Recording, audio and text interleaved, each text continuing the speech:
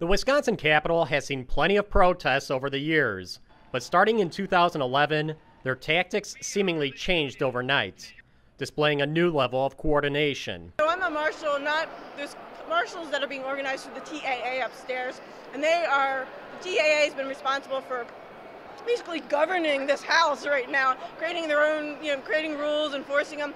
I'm actually marshaling for another organization that is specifically marshaling the rallies. Aggression, intimidation, and an intimate knowledge of what they could do to the police and what the police could do to them. And what they could do to try and make police cross the line. Fourth Amendment! Fourth Amendment! In short, these protesters know their trade. But how?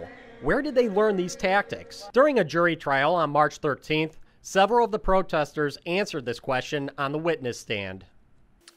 During the Capitol occupation, various organizations put on peaceful protesting training sessions and also informed us about nonviolence and the importance of the procedure we took if confronted by a police officer. I have done 4 trainings that were at least an hour apiece on nonviolent resistance and on civil disobedience. I've also had several consultations with First and Fourth Amendment rights attorneys in which we would discuss the same issues.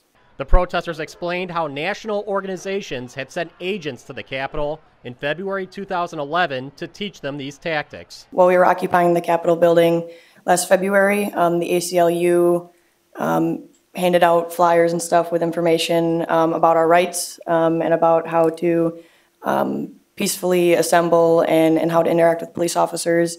I also did attend a hands-on training. I was living in Milwaukee last year, and we brought in a lady who travels around the United States and does nonviolent trainings.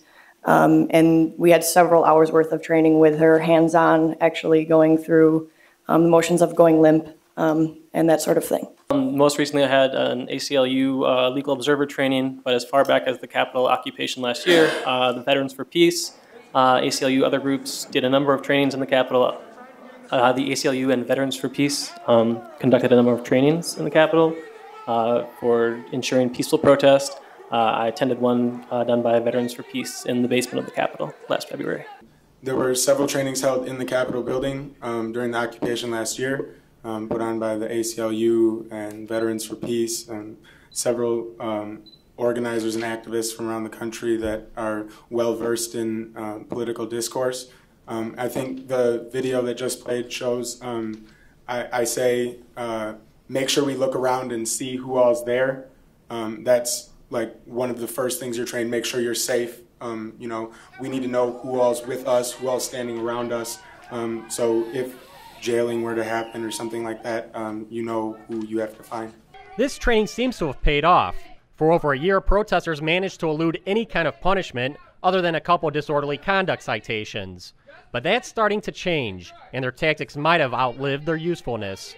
March 13th appears to be the first time any of these protesters faced a jury trial for their misconduct. And although it only resulted in misdemeanors and small fines, some of these protesters will face a jury again in just a couple of months. For the McIver Institute, I'm Bill Osmulski.